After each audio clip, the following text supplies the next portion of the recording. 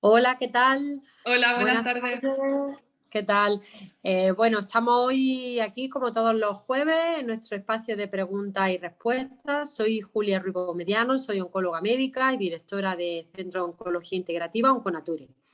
Y como ya anunciaba hace algunas semanas, hoy vamos a tener una invitada muy especial y que nos va a hablar sobre algo que yo creo que es bastante desconocido a la hora de la rehabilitación de los pacientes oncológicos. Ella se llama Teresa Sánchez Moreno, es fisioterapeuta y está especializada en las disfunciones de suelo pélvico y además trabaja con ecografía funcional.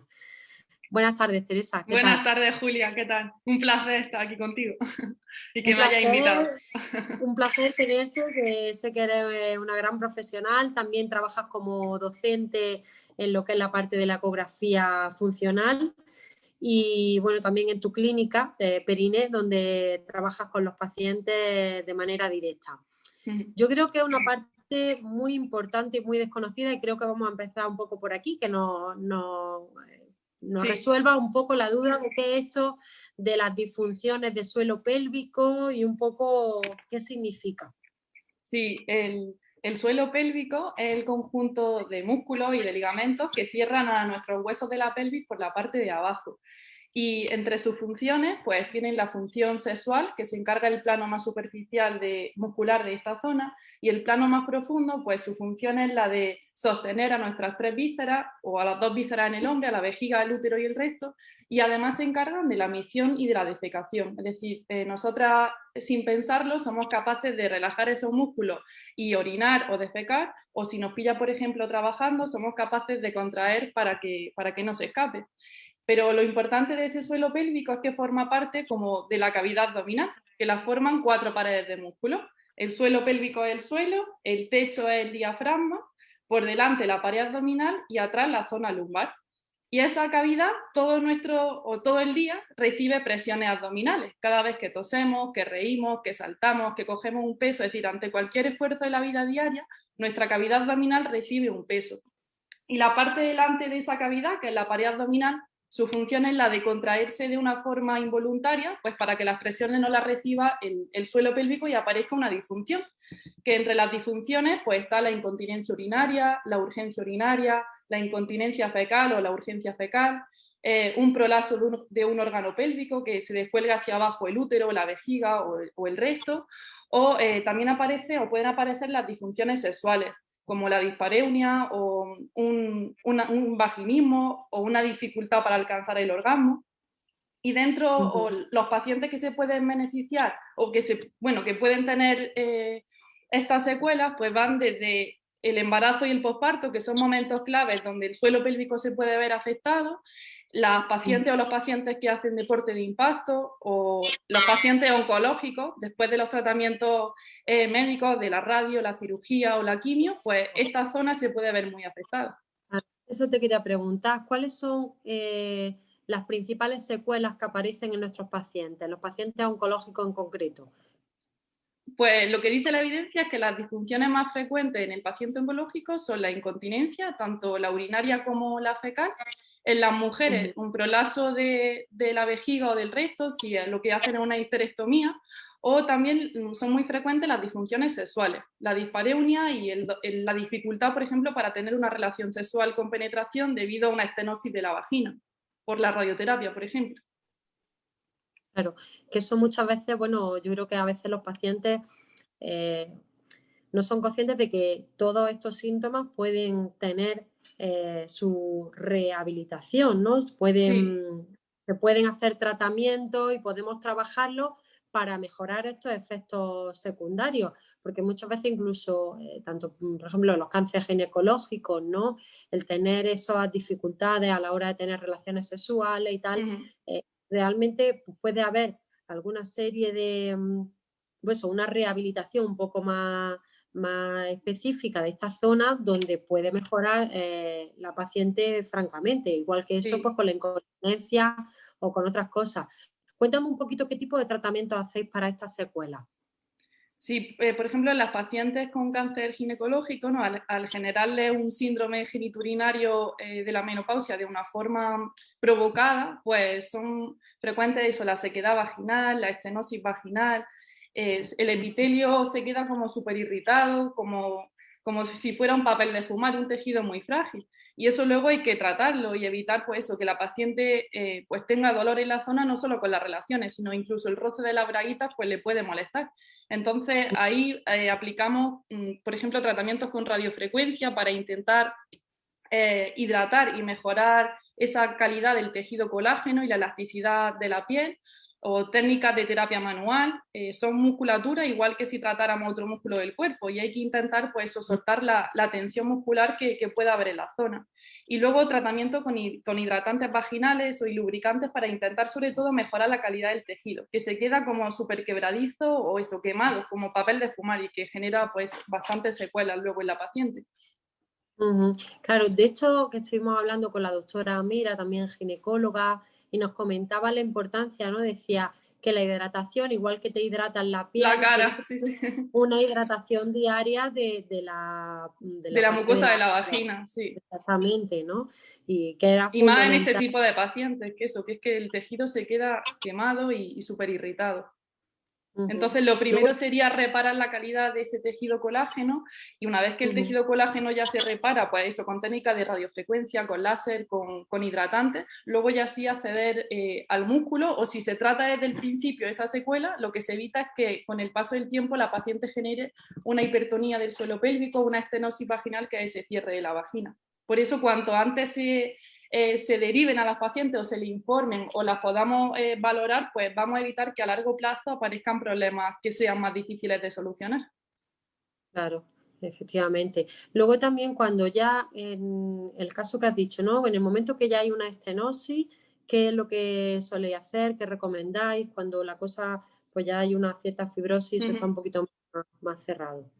Pues lo que siempre se ha hecho o se le ha recomendado a las pacientes es el uso de dilatadores, pero solo los dilatadores vaginales no van a conseguir que el músculo otra vez vuelva a ganar esa elasticidad o esa distensibilidad. Entonces ahí sobre todo se aplica tratamiento con terapia manual, intentando relajar esas bandas tensas a nivel del músculo de los elevadores del ano, del pubococcigio, igual técnicas de radiofrecuencia que lo que hacen es aumentar mucho la temperatura del tejido, aumentamos de esa forma la vascularización y la oxigenación y favorecemos que el músculo se relaje. Pero no solo con el dilatador vamos a conseguir esa distensión muscular, sino que si complementamos con otras técnicas que ya tienen evidencia a nivel de la fisioterapia de suelo pélvico, pues vamos a mejorar la clínica de la paciente. Claro, fundamental, fundamental. La verdad es que es uno de los efectos secundarios que también los pacientes más refieren. Luego Sí. también, por ejemplo, en las técnicas a nivel del tratamiento de lo que es la incontinencia, que muchas Uh-huh. veces el cáncer de recto, Sí. ¿no? Que se quedan después de cirugía y tal, ¿esto cómo lo trabajáis? Uh-huh. Lo primero que hay que hacer en los casos también de la incontinencia es hacer una valoración ecográfica, no solo valorar a nivel funcional, es decir, los fisioterapeutas no nos vamos a meter en valorar ninguna patología en sí, pero sí valorar la función muscular, y no solo valorar el suelo pélvico, sino lo que he explicado al principio, esa cavidad de músculos. Es súper importante también valorar cómo está funcionando la pared abdominal, porque lo que se someten es a cirugía abierta de la pared abdominal, y como he dicho antes, la función del abdomen es la de sujetar o la de quitar presión al suelo pélvico. Entonces, en estos pacientes lo primero que hay que hacer es un estudio ecográfico, viendo cómo funciona su pared abdominal y cómo funciona la musculatura del suelo pélvico. Si esos músculos tienen fuerza, si tienen resistencia, cuál es la estabilidad, por ejemplo, del recto ante un aumento de presión o de su vejiga, y ver si de forma refleja sus músculos de la pelvis ante un esfuerzo responden o aparece el escape, tanto de gases, de orina o de heces. Mm, Entonces, en ello lo primero es valorar eso de forma ecográfica, y en función del diagnóstico que obtengamos, pues se hacen diferentes técnicas. Por ejemplo, se trabaja con un biofeedback, que es un aparato donde el paciente puede ver cómo se contrae esa musculatura profunda, sobre la cual tenemos muy poca conciencia porque es muy profundo y sabemos muy poco contraerlo. Entonces, enseñarle al paciente otra vez o reeducarle a que sepa controlar esos músculos profundos del cuerpo. O se hacen ujú. técnicas con electroestimulación, es decir, una corriente que lo que hace es estimular ese músculo de una forma involuntaria. o estimular el nervio que controla esos músculos con técnicas de neuromodulación. Dependiendo del caso, pues vamos a dirigir el tratamiento hacia un lado o hacia el otro, pero lo importante, y como un tratamiento de fisioterapia, sería primero normalizar el tono que pueda haber muscular a consecuencia de la cirugía y los tratamientos, es decir, la tensión muscular que pueda haber. El siguiente paso sería que el paciente controle y mejoremos ese control neuromotor desde el cerebro hacia el músculo, y lo siguiente ya sí técnicas más de ejercicio, de electroestimulación, metiéndole cada vez más intensidad al músculo para que soporte carga y desaparezca, por ejemplo, esa incontinencia pues ante una tos, un estornudo, o ante coger, por ejemplo, un peso, hacer deporte, pues que el paciente tenga una buena calidad de vida y no aparezcan escapes urinarios o de gases. Es que efectivamente, yo creo que uno de los efectos secundarios que yo, pacientes pues o de cáncer de colon recto o pacientes pues de cirugías ginecológicas también, ¿no? Pues que limitan mucho, ¿no? Porque Sí. realmente pues tienen que salir con pañal, en fin, que O la realmente las urgencia urinaria también es bastante frecuente en las pacientes. claro, Y exactamente. ahí Yo se creo hacen sobre todo técnicas de eso, de neuromodular, el nervio que controla esos músculos, que se ha quedado muy hiperactivo tras los tratamientos, y eso, y el paciente cada 2 por 3 tiene que estar yendo al baño porque se hace pipí o tiene ganas de defecar. claro, efectivamente. La verdad es que es muy interesante. Yo creo que tomar conciencia, ¿no? De que es necesario hacer este tipo de rehabilitación Mm. para recuperar ese tono, para controlar esos esfínteres, que realmente, bueno, pues sobre todo para tener calidad de vida, Sí, porque, hombre, una persona que tenga que ir constantemente con pañal, pues porque no puede controlar el pipí o la caca, pues la verdad es que, y a lo mejor son pacientes que realmente pues ya están en seguimiento, que están curados, que no, y incluso aquellos que están con tratamiento, que realmente es una cosa que sí, limita mucho, ¿no? Porque además si se le suma con diarreas, con cosillas que también pues tienen los pacientes, pues la que verdad le es afecta mucho. que les afecta mucho. Muy bien, Por pues la eso yo verdad es creo muy... que lo importante es desde que al paciente quizá a lo mejor se le hace su diagnóstico, ¿no? A nivel de vuestro campo oncológico, pues que también se valorara cómo está su función a nivel del suelo pélvico, para evitar que a lo largo del tratamiento se empeore, porque si ya desde el primer momento diagnosticamos cualquier problema, porque, por ejemplo, la obesidad o los partos, el estreñimiento ya son factores de riesgo para tener ese problema, pero si a eso le sumamos un tratamiento médico como la cirugía, la radio, la quimio, la función se va a ver todavía más afectada. Entonces, si desde el primer momento valoramos al paciente, pues vamos a poder hacer un seguimiento y ir tratándolo a lo largo de su tratamiento médico, evitando así que esas disfunciones se empeoren y que no lleguemos al final pues con una incontinencia mucho más severa anal o urinaria o una estenosis de la vagina.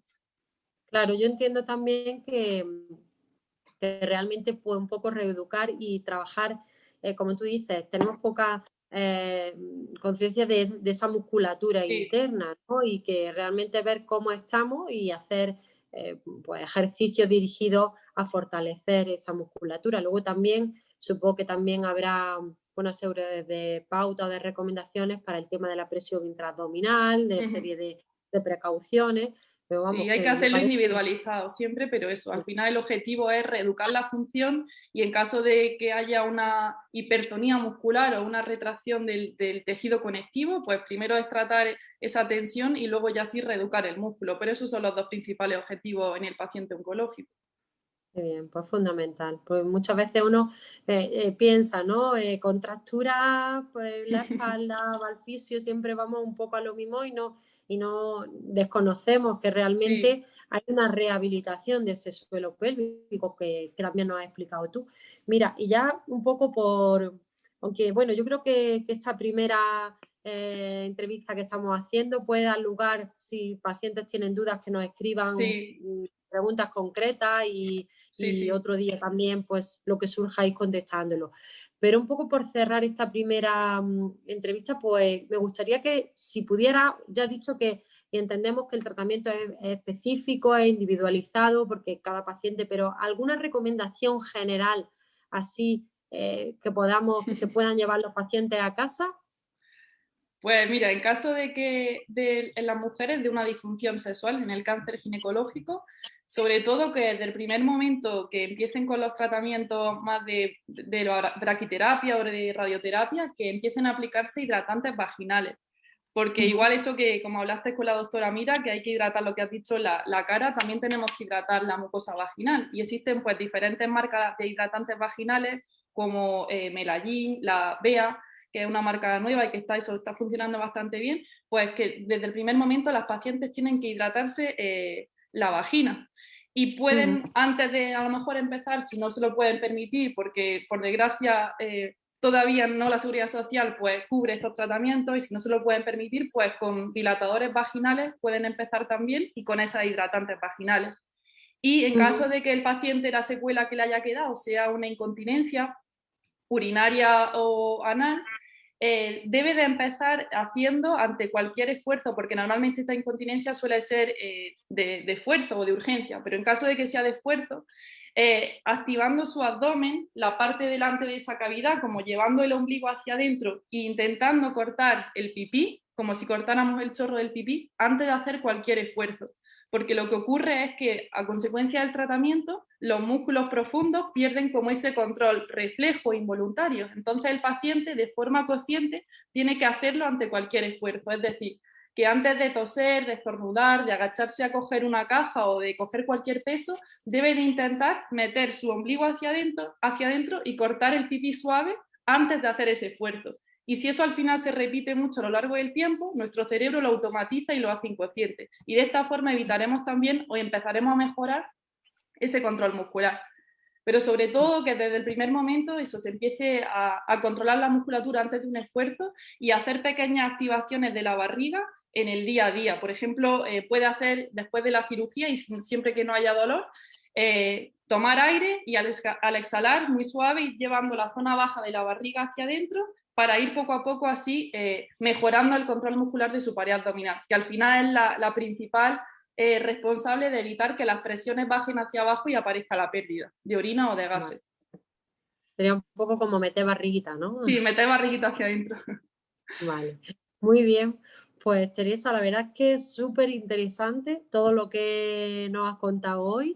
Yo animo a todos los pacientes que tengan algún problema en este sentido, pues que nos manden preguntas, que Sí, bueno, sí, sí. que, que tú seguro que estarás encantada de contestarles todas las preguntas que puedan surgir. Y que rompamos el tabú que hay en este tema, que Exactamente. porque es Exactamente. desconocimiento y tabú, y que muchos pacientes tienen problemas y por vergüenza o por la inseguridad que les puede generar, pues al final no lo cuentan. Así que yo estaré encantada de que pregunten lo que necesitan y de poder ayudarles. Muy bien, pues yo encantada de tenerte hoy aquí con nosotros. Te lo agradezco enormemente y nada, y espero que sigamos teniendo Sí, más momentos así donde nos enriquecemos de todo lo que sabes. Te mando igualmente, Julia. un Un abrazo beso muy enorme grande. y un beso a todos y nos vemos el próximo jueves en el día de preguntas y respuestas. Chao. Gracias, hasta luego, buen día.